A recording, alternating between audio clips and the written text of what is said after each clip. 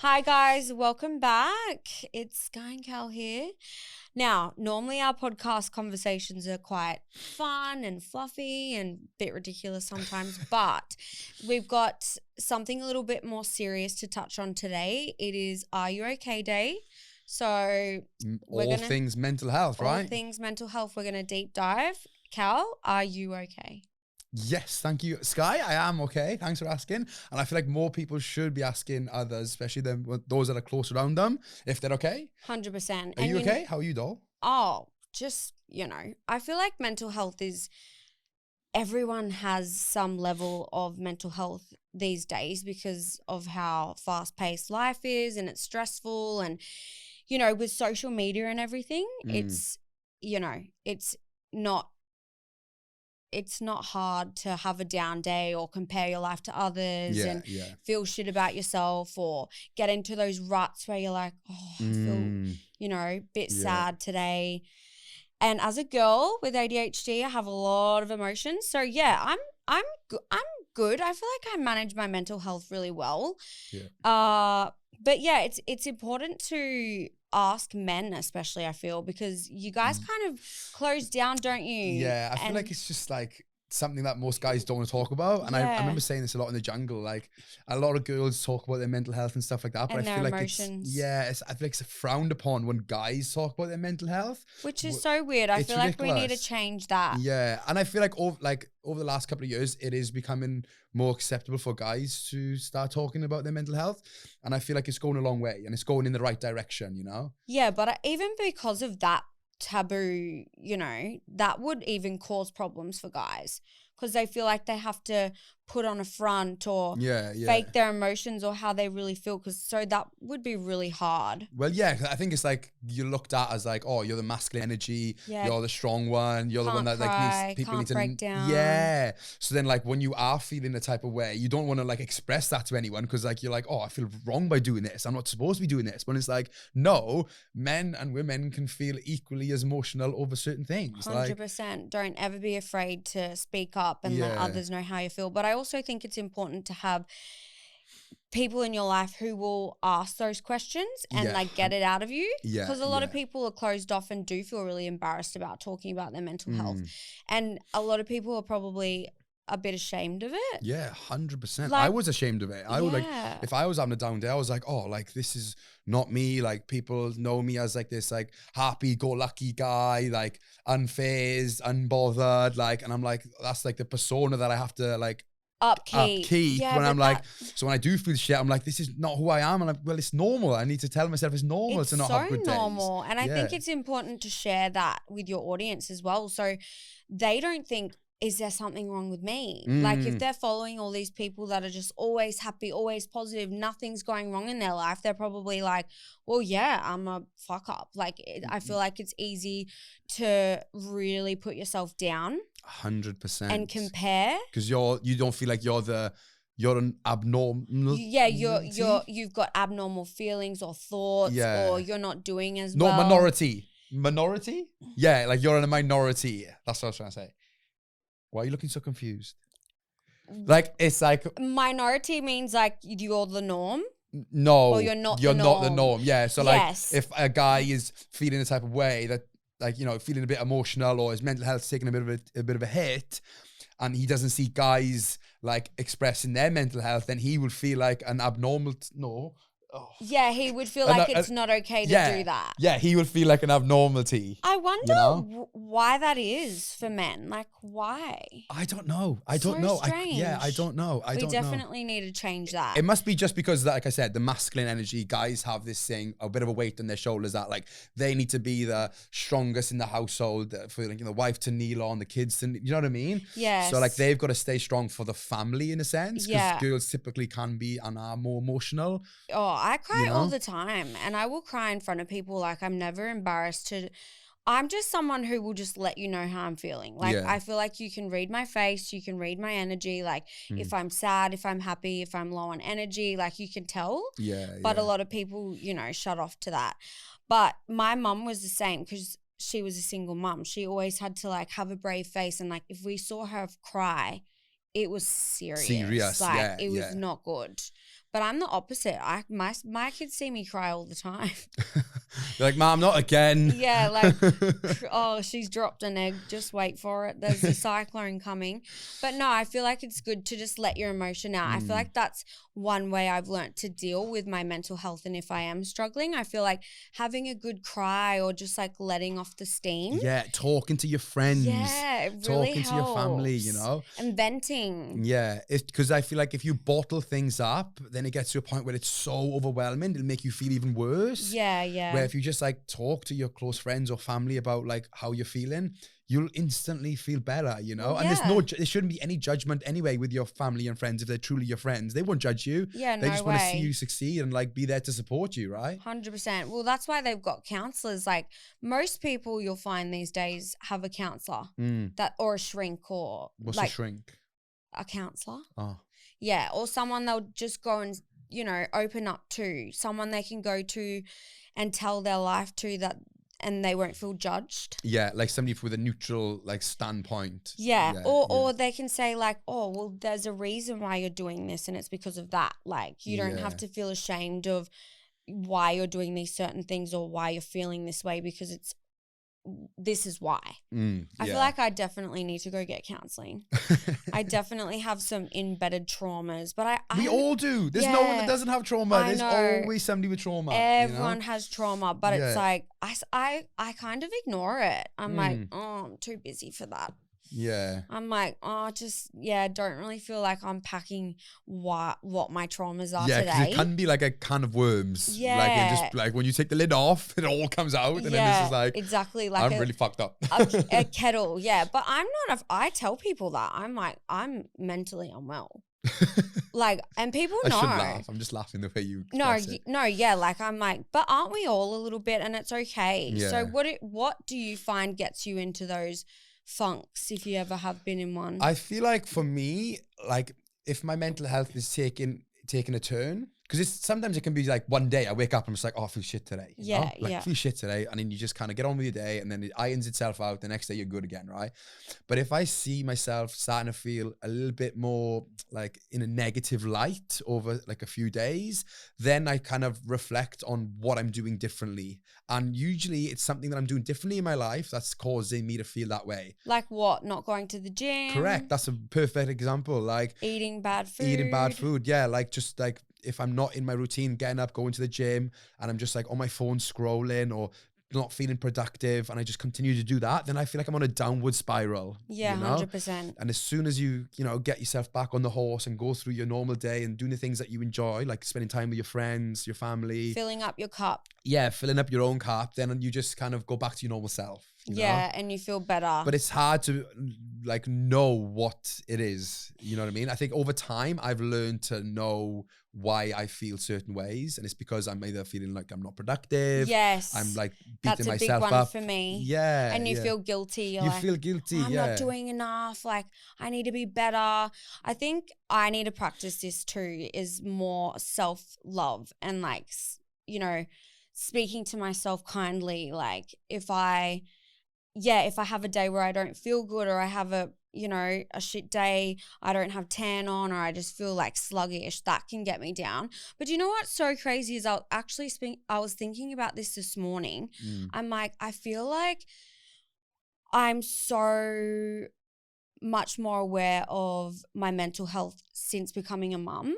And like your emotions are so heightened when you have kids, and it unpacks a lot. Yeah, right. Like, whereas before I was like, I'm fine, I'm happy, I'm good. Like, I don't have trauma. But now I'm like, oh no, girl, you need to like work on yourself, and you want to be better for the kids too. It's comes down to like putting so much pressure on myself too. Yeah, that's another one for me. Like I feel like a lot of times if I'm not busy with work, or like I've got like, a week off or something. I stress. I stress, but then also like I'm spending more time than, just on my phone, on social media and stuff. And like a big toxic trait that I have is like, I'm comparing my lives to like people that I see online. And that's never a good thing, like, especially when these guys are like, they could be in their 40s or late 30s or something. I'm like, why am I not there yet? Like, why is his life so much better than mine? Like, what am I doing wrong? Like, You know what I mean? Like, 100%. I'm not taking to the fact that like I'm still on my own path, doing my own thing, and 100%. 10 years younger, like. Yeah, I will admit this, which is not good because it's like my job and I love it and I'm passionate about it. But I think actually no, because I was doing stuff to my face before working in the industry, but I feel like the reason why I do so much is because of social media. Like I do think, you know, you have to use it appropriately and know your limits. And if like looking at other people's lives is going to get you down, you need to probably just like rein it in a little bit. Yeah, that's right. And you got to remember as well, like a lot of things you see on social media are highlights, right? Yeah. Like, 100%. Majority of it is highlights. All of it's highlights. So like if you're just going through your social media and you're seeing highlights of everyone, then of course you're going to be like, well, why am I not doing anything that everyone else is doing? Do you know what's so crazy? I'll tell you this. Before I went to Europe, I would see all the Instagram girls that I follow, they're all in Europe, always in Europe summer, this, that. And then I'm like, I have to go. Like, I have to be there. Like, I need to experience this because I was living through them. And I'm like, nah, I'm booking it. And then I went and I'm like, this actually looks better online. Yeah, of course. Like, it is crazy. Like, I would go to restaurants and I'd be like, this is not the best food I've ever had. But when you're looking at this stunning girl holding up a fork with spaghetti on it, you're like, oh my God, I'm missing out. I've got to go get that spaghetti from Europe. Yeah, like, but apparently Dubai's like that as well. I recently saw a post literally this week and it was like, an influencer from Australia, a girl had gone over to Dubai and she was basically saying that like it's not all as it seems. Like you see it all online, it's like, oh, this beautiful like exotic country like with all these nice restaurants, nice cars, beautiful lifestyle. And she's like, no, it's not. That's what it is on Instagram, but like behind the scenes it's not like that. Did she go into what behind the scenes looked like? She was just saying there was nothing like it was perceived as online, and she was there for 2 days and she ended up just coming home. Yeah, but I mean, like, I feel like everything just for some reason looks better in a photo. Yeah. And like the colors are brighter, everything's perfect. It's, you know, like a perfect moment in time, but when you're there living it, it's just different. Yeah, it's that's just right. so different. Like you don't see the stress of like lugging your bloody suitcase up this massive hill or going down and up 100 stairs in Positano. Like you don't see that side. Yeah. And I feel like, the social media is impacting a lot of people's mental health 100%. for that reason alone, you know? That's why there is so much of it these days. Well, yeah, because like you got to think, remember like, I don't know, maybe 30 years ago when there was less social media platforms and stuff, people were just kind of probably more happier and had less mental health issues because they weren't comparing their lives to everyone else online. Exactly. They were living it in real life. Like now we're just like, robots living through a screen, and it's pretty scary. The last bad mental health day I had was when Crunchy slipped another disc in her back. So I have 2 dachshunds, sausage dogs. They're really prone to like back problems. And she'd already had 2 surgeries, and the last surgery she had, the doctor was like, she might never be able to walk again. And it was just like so stressful. And I'm like, what do people do? And he's like, oh, well, sometimes you have to put them down. Oh. And it was just the most stressful day of my life. And then she did it again. And I'd already spent like $20,000 doing her surgeries, like, because it's pretty expensive. Yeah. So I was like, oh my God, I'm going to be up for another like massive cost. What if she's not going to be able to walk ever again? Like, this is so scary. Is she going to be okay? I'm like, how am I going to pay for this? And then the next day, I just remember moping around and just eating every single thing in the cupboard. Oh, see, but that's the thing. It's easy comfort, like food and stuff like that, or just to be moping around. It's easy comfort, but it makes it worse long term. Yeah, like it just makes you feel. But sometimes it does make me feel better. I'm like, just give yourself this day. Yeah. Just, a day. You know? Yeah, of course. Don't feel guilty. Just give yourself a day where you can just feel sorry for yourself for just. You know, a couple hours, eat the food, binge, do whatever you do to help your mental health, and then come back tomorrow. Yeah. Start it again, fresh day. Start again. Reset. Tomorrow's a new day. And then I was like, nah, I'm not going to let this get the better of me. So I took her to the vets and I was like, I'm going to crate train her because they were like, we need to do surgery straight away. Here are the risks, blah, blah, blah. And I'm like, I'm just going to get a crate for her and put her on bed rest. Give me some painkillers. I'll take her home. I'll look after her. I did walking within 2 weeks. I'm Everything like, just wow. works itself out. But mindset is such a big thing, isn't it? Oh, mindset. Yeah, 100%. And like, have you noticed that if you're in a negative mindset, things just go wrong? Oh, 100%. One thing after the other. Like, it's just downward spiral. It is. And like, I'm a big believer in an upward spiral. Like, think positive, do things that make you happy. Your mind is so powerful. So powerful. Like, it is actually so powerful. But I've only ever been able to manifest. Actually, no, I probably manifested a lot in my life. But the one massive thing that I did manifest that I knew I manifested was Big Brother. Like going on Big Brother. I was like, I knew I did that with my mind. That's crazy. Isn't it so cool? Yeah, it's so cool. What's something that fills your cup? Something that fills my cup is just spending quality time with people that are close, that I got close around me, without like needing to like do an activity. Does that make sense? Like just being someone's present? Yeah, like I've got two very, very good friends, you know, they've been my boys for years and years now, and like we could just sit on the sofa and have a chat. And like that to me fills my cup, because we have laughs about anything and anything, you know, like, and there's no like external activities to like do things. Does that make sense? Yeah, to distract you. Yeah, we're not distracted. We're literally just spending time together. Just spending quality time with your best friends. Yeah, like 100%. I feel like as a guy, there's nothing that can ever come close to that. That's another thing I found in the jungle, because we didn't have any of like the distractions of like talking about other people or like talking about stuff that's happened in their daily life. It was just like really peeling it back, like where were you born? What's your dad's name? Like, don't you find that when you meet new people now, you don't really have the connections aren't as strong because you're always distracted by something or other. It's not like a proper just conversation. It's not like getting down to the nitty gritty. But what fills your cup? I'm the opposite. Like I find that,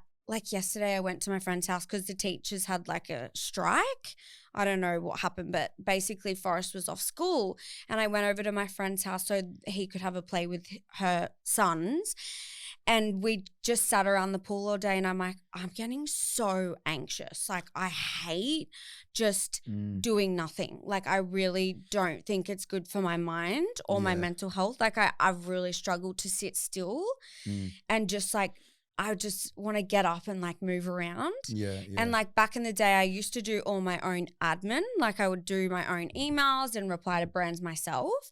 And then I'm like, nah, this is really, really stuffing with my mental health. Like I actually can't do it anymore. Because like sitting at the computer, even though I was being so productive and doing admin, it was making me feel like depressed and anxious. So I was like, I got to stop. So the opposite is for me is like going to the gym, spending time with the girls, but like going to lunch or getting dressed up and going somewhere and then coming back to the room and just chatting and and it's just like I feel like everyone has their own thing that fills up their cup. And I feel like no matter how busy your life gets, you need to still do that. It could be something as simple as reading a book before you go to bed, right? Like you've had a big day at work, you're feeling like shit, things haven't gone your way, so you're like, oh, I can't even bother to read the book tonight, I'm just gonna go to bed. That is gonna make you feel even worse because that book is filling your cup. So absolutely, you've got to continue to do the things that make you happy even if you don't feel like doing it.